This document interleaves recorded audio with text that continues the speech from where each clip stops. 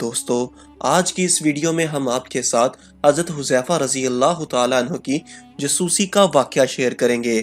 یہ واقعہ انتہائی سبق آموز ہونے کے ساتھ ساتھ انتہائی ایمان افروز بھی ہے، اسی لیے آپ سب سے گزارش ہے کہ ویڈیو کو سکپ کیے بغیر ویڈیو کو مکمل دیکھیں تاکہ آج کی اس ویڈیو اور اس واقعے کا مقصد آپ سب احباب کو سمجھ میں آ سکے۔ تو پیارے دوستو، بیان کیا جاتا ہے کہ حضرت حذیفہ بن یمان رضی اللہ تعالیٰ عنہ سے ایک شخص نے جو کوفے کے رہنے والا تھا کہا کہ اے ابو عبداللہ، تم بڑے خوش نصیب ہو کہ تم نے رسول اللہ صلی اللہ علیہ وآلہ وسلم کو دیکھا اور ان کی مجلس میں بیٹھا کرتے تھے، تو تم کیا کیا کرتے تھے؟ حضرت حذیفہ رضی اللہ تعالیٰ عنہ نے فرمایا، واللہ ہم جان نثاریاں کیا کرتے تھے۔ نوجوان فرمانے لگے، سنیے چچا، اگر ہم حضور صلی اللہ علیہ وآلہ وسلم کے زمانے کو پاتے تو واللہ آپ کے قدم بھی زمین پر رکھنے نہ دیتے۔ آپ رضی اللہ تعالیٰ عنہ نے فرمایا، بھتیجے لو ایک واقعہ سنو۔ جنگ خندق کے موقع پر رسول اللہ صلی اللہ علیہ وآلہ وسلم بڑی رات تک نماز پڑھتے رہے۔ فارغ ہو کر دریافت فرمایا کہ کوئی ہے جو جا کر لشکر کفار کی خبر لائے۔ اللہ کے نبی صلی اللہ علیہ وآلہ وسلم یہ وعدہ کرتے ہیں کہ وہ جنت میں داخل ہوگا۔ کوئی کھڑا نہ ہوا کیونکہ خوف کی، بھوک کی اور سردی کی انتہا تھی۔ پھر آپ صلی اللہ علیہ وآلہ وسلم دیر تک نماز پڑھتے رہے۔ پھر فرمایا، ہے کوئی جو جا کر یہ خبر لا دے کہ مخالفین نے کیا کیا؟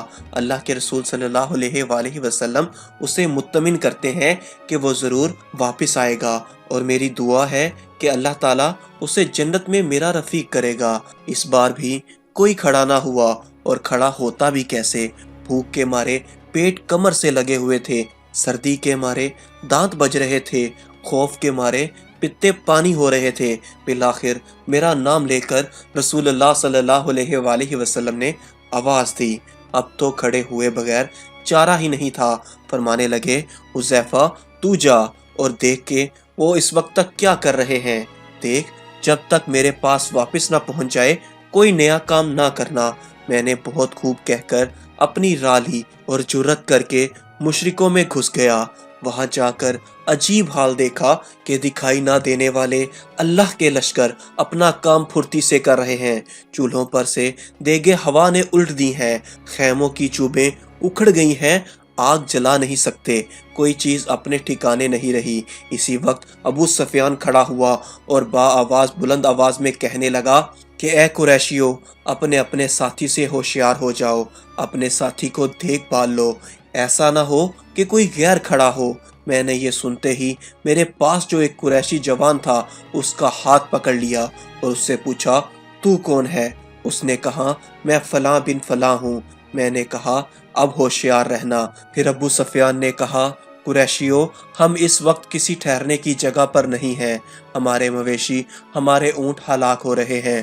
بنو قریظہ نے ہم سے وعدہ خلافی کی، اس نے ہمیں بڑی تکلیف پہنچائی، پھر اس ہوا نے ہمیں پریشان کر رکھا ہے، ہم پکا کر کھا نہیں سکتے، آگ تک جلا نہیں سکتے، خیمے اپنی جگہ ٹھہر نہیں رہے۔ میں تو تنگ آ گیا ہوں اور میں نے تو ارادہ کر لیا ہے کہ واپس ہو جاؤں، بس میں تم سب کو حکم دیتا ہوں کہ واپس چلو۔ اتنا کہتے ہی اپنے اونٹ پر جو زانوں بندھا ہوا بیٹھا تھا چڑھ گیا اور اسے مارا، وہ 3 پاؤں سے ہی کھڑا ہو گیا۔ پھر اس کا پاؤں کھولا۔ اس وقت ایسا موقع تھا کہ اگر میں چاہتا ایک تیر میں ہی ابو سفیان کا کام تمام کر دیتا، لیکن رسول اللہ صلی اللہ علیہ وآلہ وسلم نے مجھ سے فرما دیا تھا کہ کوئی نیا کام نہ کرنا، اس لیے میں نے اپنے دل کو روک لیا۔ اب میں واپس لوٹا اور اپنے لشکر میں آ گیا۔ جب میں اپنے لشکر میں پہنچتا ہوں تو میں نے دیکھا کہ رسول اللہ صلی اللہ علیہ وآلہ وسلم ایک چادر کو لپیٹے ہوئے جو آپ کی کسی بیوی صاحبہ کی تھی، نماز میں مشغول ہیں۔ آپ نے مجھے دیکھ کر اپنے دونوں پیروں کے درمیان بیٹھا لیا اور چادر مجھے بھی اڑا دی، پھر رکوع و سجود کیا اور میں وہیں چادر اوڑے بیٹھا رہا۔ جب آپ فارغ ہوئے تو میں نے سارا واقعہ بیان کیا۔ قریشیوں کے واپس لوٹ جانے کی خبر جب قبیلہ غطفان کو پہنچی تو انہوں نے بھی سامان باندھا اور واپس لوٹ گئے۔ اور روایت میں ہے کہ حضرت حذیفہ رضی اللہ تعالیٰ عنہ فرماتے ہیں جب میں چلا تو باوجود کڑاکے کی سردی کے قسم اللہ کی مجھے یہ معلوم ہوتا تھا کہ گویا میں کسی گرم حمام میں ہوں۔ اس میں یہ بھی ہے کہ جب میں لشکر کفار میں پہنچا اسی وقت ابو سفیان آگ سلگائے ہوئے تاپ رہا تھا۔ میں نے اسے دیکھ کر پہچان کر اپنا کمان چڑھا لیا اور وہ بالکل میرے سامنے ہی تھا۔ ناممکن تھا کہ میرا نشانہ خالی جائے، لیکن مجھے رسول اللہ صلی اللہ علیہ وآلہ وسلم کا یہ فرمان یاد آ گیا کہ کوئی ایسی حرکت نہ کرنا کہ وہ چوکنے ہو کر بھڑک جائیں، تو میں نے اپنا ارادہ ترک کر دیا۔ جب میں واپس آیا اس وقت بھی مجھے کوئی سردی محسوس نہ ہوئی، بلکہ یہ معلوم ہو رہا تھا کہ گویا میں حمام میں چل رہا ہوں۔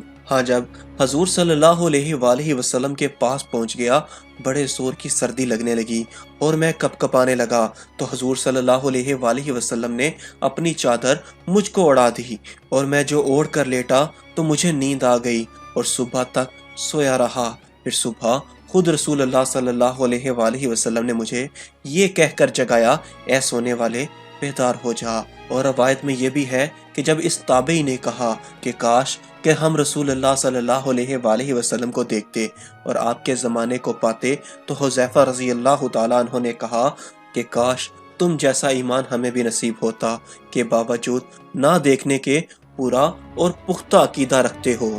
تو دوستو، ہم امید کرتے ہیں کہ آج کی اس ویڈیو اور اس واقعے کا مقصد آپ سب احباب کو سمجھ میں آیا ہوگا۔ ملتے ہیں اگلی ویڈیو میں، تب تک کے لیے اللہ حافظ۔